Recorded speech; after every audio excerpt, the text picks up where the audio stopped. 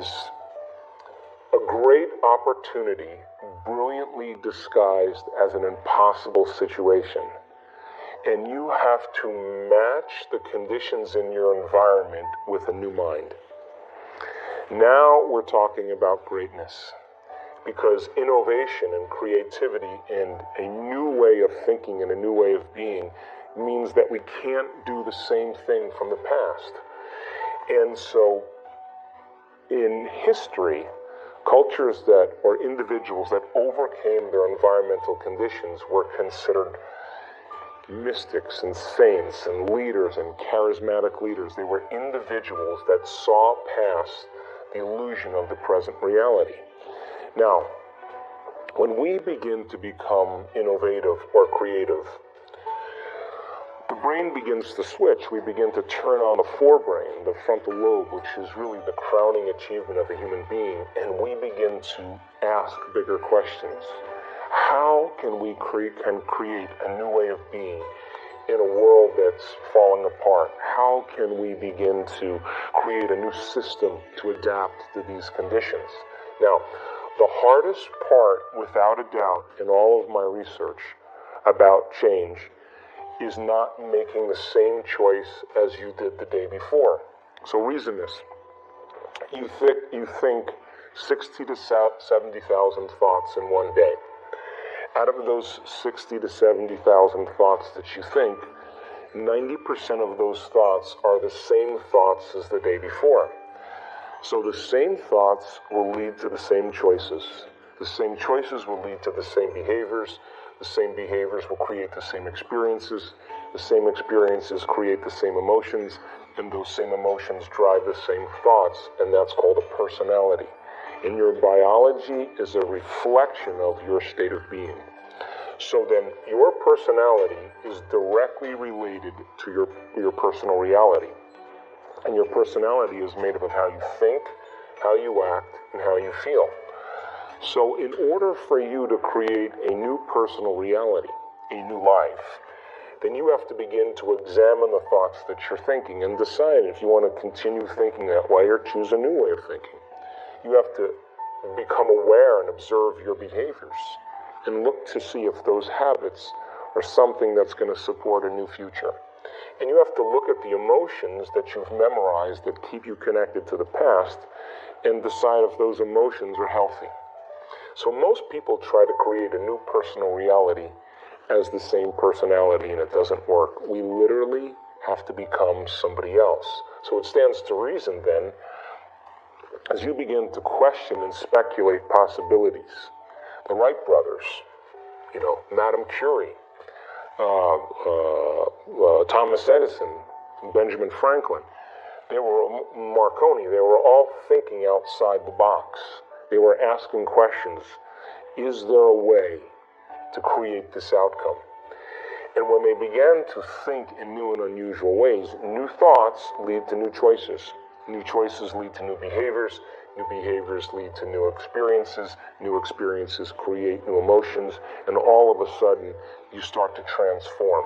So, in order to change a culture, you have to change individuals. We have to change it individual by individual. Now, this requires then, by not making the same choices you did the day before, to begin to think and act in different ways. This is the creative function of human beings. So if an economy is collapsing, if a government is deceiving, if people are no longer feeling supported, then we have to think in uncommon ways in order to adapt to the environment. If we don't, then it is really the environment, the external world, that's controlling how we think and feel. We're victims to the external world. Is it possible to change the way you think and feel and have some effect in your environment? Now, that is a concept that when people are struggling to survive becomes very difficult, because you're still worried about the food on your table, you're still worried about the well-being of your children. But what's the alternative? I mean, there aren't many other alternatives. So then when we start asking unlimited questions, questions like, what would be a great way to run a business in this changing world? How could I begin to influence my future? It requires one amazing thing, and that is gaining knowledge, gaining information. Every time you learn something new, you make a new connection in your brain. That's what learning is.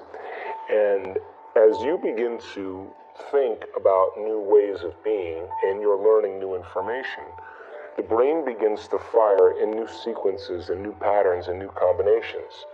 And whenever you make the brain work differently, you are changing your mind. Mind is the brain in action.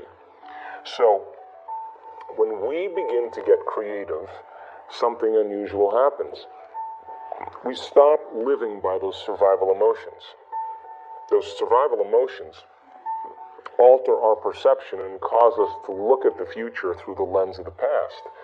As we begin to design a new way of being, we have to lay down the very thing that we used our whole life to get what we want for something greater to take over. Now we're talking about genius. Now we're talking about innovation. Now, once the idea comes, the next step is that you have to take action. You have to do something with it. So, for example, a person may say, I lost my job, and they may see it as the worst thing that ever happened to them. But Steve Jobs was fired from Apple. He was on the board, and they fired him. And then he created Pixar. And then when he created Pixar, they hired him back onto Apple and Macintosh, and he became, the leading executive. So when we have situations in our life, most people are defined by those situations emotionally. They brands them, and they no longer want to move forward. So, let's say a person loses their job, and they're confronting difficult conditions. But a person who would say, well, let me look at the world. China is doing very well. I have a little experience in computers. Hey, I have experience in sales. Oh, I know a person who travels back and forth to China. And we start having to think outside the box, so maybe I can begin to leave the present reality that I have and begin to explore new realities. Now, it means that you have to be willing to step into the unknown. It means that you have to step outside the familiar self. So there's this kind of model that says, here's the old self, and here's the new self, and there's a gap between the two. And when we no longer think, act, and feel in the same way, all of a sudden we start to feel uncomfortable. We start to feel unfamiliar. It starts to become unknown to us. And most people, the moment they step outside of the old self, because they're no longer making the same choice, they don't feel like themselves any longer. So the first thing they do is they make the same choices to produce the same behaviors, that create the same experiences, that produce the same emotions, and they say, this feels comfortable. Well, it feels familiar.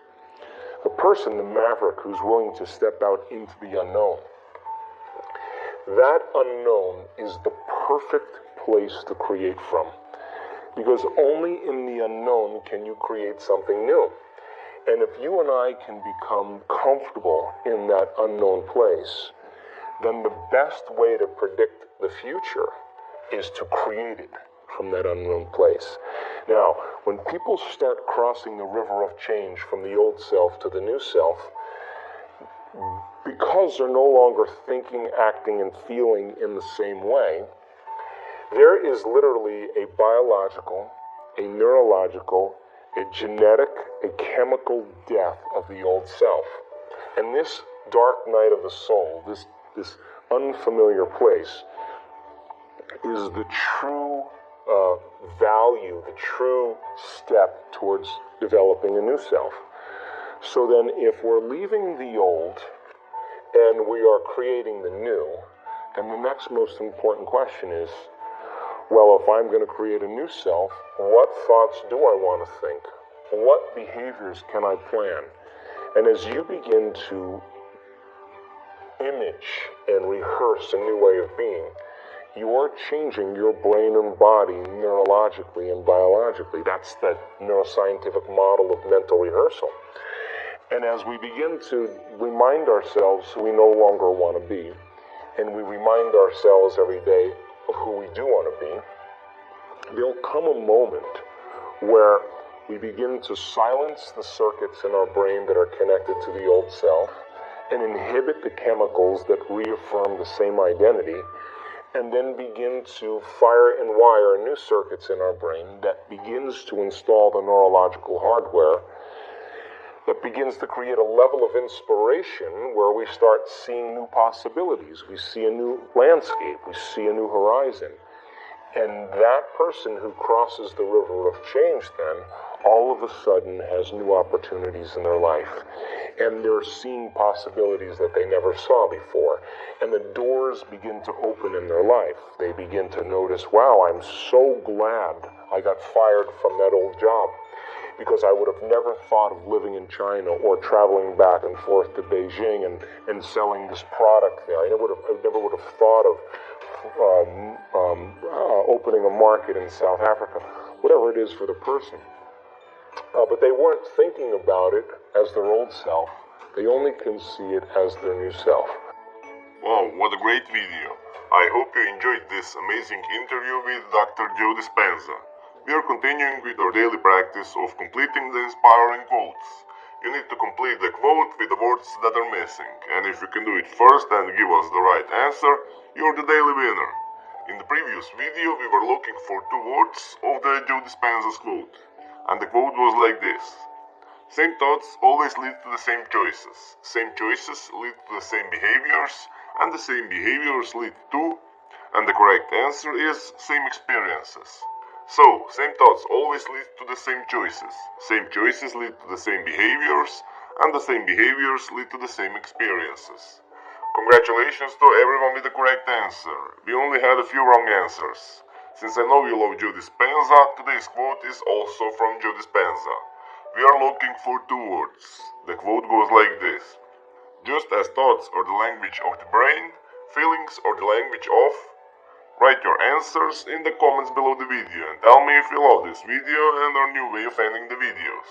If you like this video, give your thumbs up and share it with your friends. Help me make this video more popular by sharing it. Even if you're not sure what the correct answer is, try and guess. The first one with the correct answer is the winner. So don't forget to subscribe and hit that bell button, and don't miss any of new videos and new challenges. If you really like what we do here and want to support us, you can join our channel and our community for a symbolic fee and gain many other additional features. You can do that by clicking the join button next to the subscribe button, or you can click on the link in the